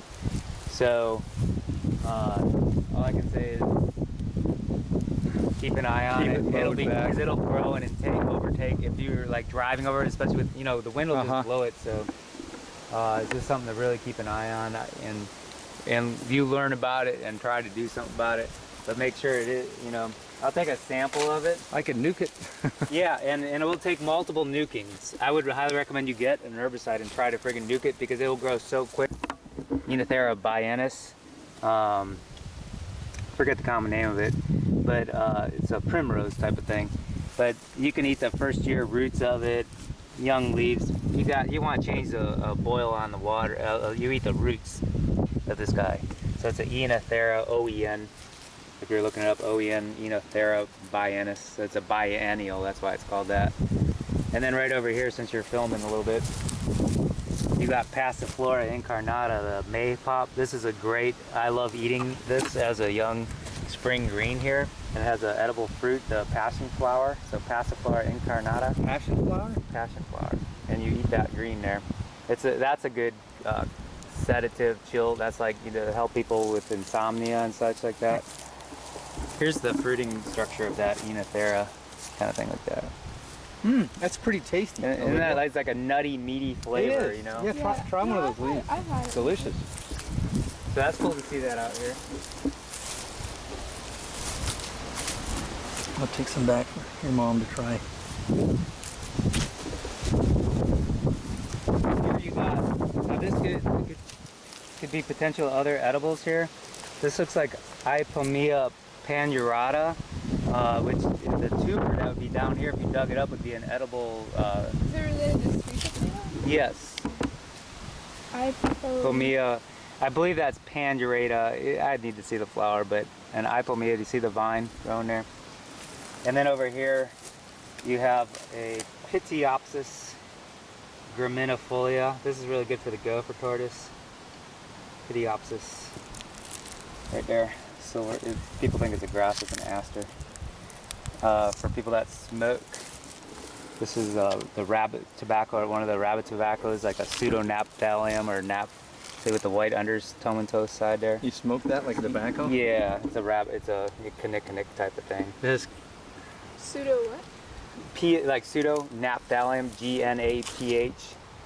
Pseudo-naphthallium. so it has nicotine in it. Just try your best to spell it. Pseudo-naphthallium obtusifolium would be my guess on that. Yeah, and you dry it and you smoke it. It's a tobacco substitute. So here's more of that when it's a little more shady out here, that icomia. It's red, just like a sweet potato. Yeah. Is there a potato underneath there? Yeah, exactly. That's what I was saying. Nice. So I could go on with all these herbaceous So plants. diverse, this place. I always knew there was a lot to eat, but you don't know where to start looking. Yeah. See it all here. See how the leaf shape changes? How it's got, that distinct leaf shape on there. So that's the first I've seen it down here. Oh, that's a cool chair. Yeah. Yeah, it's rusted and falling apart, but yeah, here's You got all. some work on this boat. Oh gosh, there's holes, people shot into it and everything else, but look at the berries. Olivia, you gotta get some. But isn't this the boat with like toxic chemicals dumped in it or something? No, that's persimmon. You got it. Yeah, I look You at the guys bark. are having trouble with look at the. I just look at the bark. And here is your only this is a longleaf pine here. The only longleaf pine I've seen on your property. Okay. And here's a baby longleaf pine. So now look how long the pine needles are on that thing. So this is, like I was saying, this is a remnant of what was here. And this is this is a baby longleaf pine. They have a grass stage. See that? So that's the this is Wow. what, That's interesting. So there's one. So They again, like balls of grass. exactly. That certainly is looking like an apple. Apple tree, huh? You got yourself an apple. Does it need another apple tree? They usually do, unless it's the golden apple, the golden dorsets or whatever. Or you could graft onto this tree itself, but this is definitely an apple. So that's cool. Hopefully somebody else has an apple Throw some tree. mulch around it if you get a chance. Okay. He puts fertilizer, but Yeah. Now normally when you're fertilizing, don't throw it up against the base of the tree. Think of where the outer roots are. okay. You think of mulching and throwing stuff out here. Okay. At the outer drip line of where the branches are going out. And this one's kind of been eaten up from the goats or something. Oh yeah, deer. The Deer. I think Yeah. that's what I meant. But yeah, throw your mulch on the outer. Because this is bare sand here. Get some organic matter in there if you get a Okay. chance. Or even if it's just you're chopping up a bunch of tree matter, branches, whatever. But it's doing pretty good. Yeah. Yeah, it's amazing once you take a little care. Like I said, there was other trees all around it. There was vines It's tangled flowering in it. pretty good. Yeah. But yeah, if you can get another one. So your mulberry's doing all right here. Yeah. Our oldest daughter Emily sent us. It was one of those little middle 12-inch ones you get in the mail. Yeah. And we had it for a year at home, and it doubled in size. Took it up here, it's doubled in size. They're like the tiniest mulberries I've ever seen. Now they'll get bigger. But now these mulberries take really easy cuttings, by the way. So you'll probably want to take that very lower branch off, and you could put it. Don't do it this time of year. Do it when they don't, and you can start new trees going. Is what I'm saying. So in the fall, you can trim those lower branches after the leaves are falling off, and root them, huh? and try it if you want more mulberries. They're really easy to take cuttings of. Yeah, this is the area I've seen it before. This is a plant pain right there, like probably lanceolata. With the stalk? Yeah, this guy right there. And that's good, like you get a burn or something, you can put that on you. It's good for making a... I've heard it's super good for allergies too, like making your tea from... I haven't heard about... I don't have allergies, so I don't have them either. But what it's good for also is the seeds. They'll put it in gruel, and it swells up. It's commonly sold like, it's not flax. I forget the common name of it, but the same genus. It's a plantago, but it's used for if you got leaky gut, to bulk up your food. What else was I looking at in here? Sorry, I got distracted. Right here is a Cisrhynchium. Yeah, See that beautiful little Delicate flower? flower, yeah. Cisteruncuum. Right there. Normally they're purple in color, so I'd be curious to even see what color that is. This is a Rigeron right here. Like gerontology, like old man white. I don't know. A Rigeron. Yeah, I see And that that's a common. fleabane. Is the common name of that. So you see it over here, over here. You say fleabane. Yeah, it's a common name. So like bane of fleas. So like they could use that, you know, like to get rid of bugs. As a bath, yeah. There's your gallberry that we talked about earlier. These are common too around here. Although they're early here. They probably don't get the cold that the rest of the property gets. These are old blueberries that have died back. They tried to raise blueberries here. Yeah, I'm surprised to see this here. You see the leaves on that? Yeah. What's the? I think that is a senecio. Senecio. The DYC is the damn yellow composites they used to call them, the asters like that. But with that leaf base like that, normally it would be a different species that I'm used to seeing. I would need to key that out, which we could do. But let me just put that. You tell me. You look up senecio and focus in on that leaf in particular. Yeah. You know, so it could be a chrysopsis or something like that too. But I would put that as a senecio. They should have a, which would be kind of toxic, so you don't want to eat these guys. Yeah. We didn't even talk about beautyberry, right? Calicarpa americana. No. Like bright purple. Bright purple. So. Yeah. Oh, that's right. And they're edible too. Yep. They're not 'Cause I remember- super no, delicious, they're but boring. they're kind of bland. Yeah. They're supposed to be a mosquito repellent. Yes, but they're having mixed results of that. Like my buddy Andy that I was mentioning, they were doing distillation of it and trying to get it down, you know, and still apply in bug spray, Yeah. the hydrosols of it, and with mixed results. Still don't have it down. Oh, here's you got a hibiscus right there. This is a native hibiscus. Really? Like probably hibiscus moschata would be a guess right there. Yeah, I'd need to see the flowers of it, but at least should have beautiful flowers when these ripen. What kind? Like a hibiscus that you find at a nursery? Nope, they don't sell our native hibiscus. They sell all Asiatic or South America, wherever. okay. They're not native to here. Anything you see in a nursery, but just as big and more beautiful because it's nice. What colors? Just I think that'll have white and maroon on it. wow. So this is you recall this one here, Olivia? Some kind of rumex. Yep. It's a rumex, and likely it's hastatulus, and you know that. So this is a sheep sorrel. Sorrel just means sour. There's a bunch of different things named sorrel, but you see that leaf base like a sword sheath? Yep. That's called hastate in botany term. So it's Rumex hastatulus. It's like a sword. Have to find out later how good I'm doing with my spelling. No, that's fine. You know, and this is a good way to learn it yourself too. But so yeah, Rumex hastatulus, and this is a great edible. Yeah. It's quite yummy, lemony, sour. But when it's seeded like this, then you don't want to eat it so much. It's too woody, or you know, just if you want. Here you got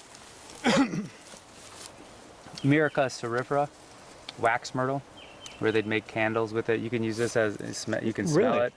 Smell it. It's a scratch and sniff. Add flavoring to spaghetti sauce. Wow, nice. Cerifera means wax bearing. So they get enough wax from these if you boil The berries, and it would take a whole bunch of berries Yeah. to do it. Yeah. So, but it's a really clean burn, you know, and has a nice odor. And we do have 3 different species of Myrica here in Florida. One of them is Myrica inodorous, because that one doesn't smell. So again, there's your Ipomea panguratas. Sweet potatoes. Yeah. Native sweet potatoes.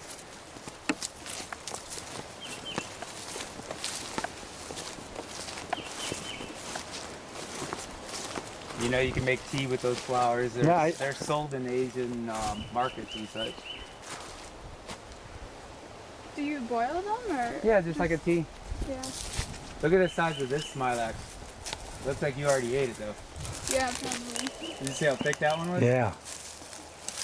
Yeah, there's some monsters back here. This is what the beauty berry normally looks like, you know, in the shade. Yeah, and I've seen big clusters of the purple, and I looked online. It says yeah, they're edible, but there's not a lot of flavor to them. There's no excitement Yeah. to them. There's a ton of them down in Sarasota. Yeah. And- Oh yeah, in Sarasota. Yeah. Oh, I got a bunch on my land. They're beautiful, but yeah, they're not very exciting. Well, to they're eat. good for the wildlife. They love it. Yeah. And I've had beauty berry jam, and I've thrown some in meads and such like that. It's got a subtle flavor. It's kind of a light flavor. And I'll just eat some when I got dry mouth, you know, cottony mouth. Here's a mushroom prospect. Oh yeah, this tree. Okay. is Oh, good. for the tree. Yeah. Yeah, just come up here with a drill and plug the heck Yeah. out of it. You got some fatty smile out. Yeah, when they clear roads here and pile up the bulbs of these things, they're huge. And that's what you could make, you know, some flour with and such if you're. So Olivia, you already got plans for dinner, huh? You did. I see you collecting them. We They'd throw make that a in- great we'll throw dinner. that in our kraut. Sure. Yeah. We could fill that jar back up. Like I said, I got some kraut at my place too. We can kind of just put the liquid over top of some of them.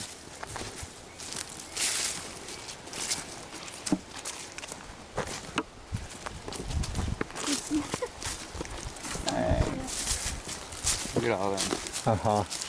Oh, when you're cutting a trail and you run into a wall of those, oh, gee. You just got to eat them up now. Yeah, But that's a lot of food right there. it is. And it's pretty tasty, too. It's not like, And I'm like only getting what's on the edge. Like Uh-huh. there's probably so much of it. yep, like I said, Mary and I need to come up here and just have a project of like pickling them. But I think like when I've been here other times a year, you don't see the shoots like this. Yeah, So you this is better- the time of year, Yeah. even a little earlier. Do you recognize this tree? Look at the bark, how shiny it is like that, and it kind of peels. Looks like a peach tree. Kind of, peaches kind of do that, but this is a black cherry again. Oh, the black cherry is huge. And they And the will one- get really, And this one behind you. Yeah. yeah. So they're Wow. kind of, you know, and they'll have fruit on them. But yeah, that's black cherry in there. There's another place there's a bunch of stuff. Yeah. So we could dig up a little sassafras root in here. Oh, there's all We got a kinds. little colony of it or something. Here's even smaller ones over here. If you had a little shovel, Mhm. you know, you'll get the roots going laterally, and you can just dig them up, and then you make some really yummy tea and such. You got a bunch of weedy stuff. I don't know if you want me to talk about those, but let's see if we could